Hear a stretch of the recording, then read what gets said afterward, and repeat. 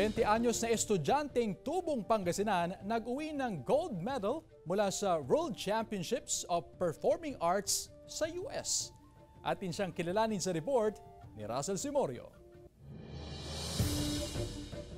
Balik bansa na ang 20 anyos na Pangasinan pride na si Rich Adrian Riel na sumabak sa international competition sa California, USA. 12 araw na namalagi sa Amerika si Rich Adrian na tubong Alcala, Pangasinan. Siya ang nag-iisang Pangasinense sa kabuuang 67 na delegado mula sa Pilipinas na sumabak sa 2024 World Championships of Performing Arts, isang international talent event na magtatagisan sa iba't ibang kategorya tulad ng singing, dancing, acting at modeling. Nag-uwi ng 2 gintong medalya si Rich Adrian para sa vocal solo with a company category. Siya rin ang hinirang na division champion para sa rock and open category.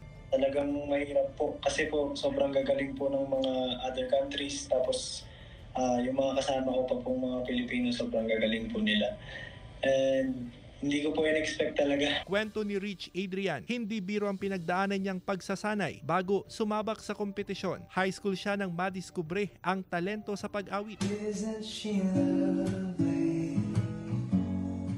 Isn't she wonderful? Isn't she precious? Ang tagumpay ni Rich Adrian sa international stage, alay raw niya sa kanyang yumaong ama na itinuturing niyang mentor. Parang sila po yung naging foundation kung bakit ko po nagustuhan tong music. Pinasok po nila ako sa music school, tapos nung tumanda po ako ng tumanda, parang na-appreciate ko po yung mga ginawa po nila sa akin ng kabataan ko.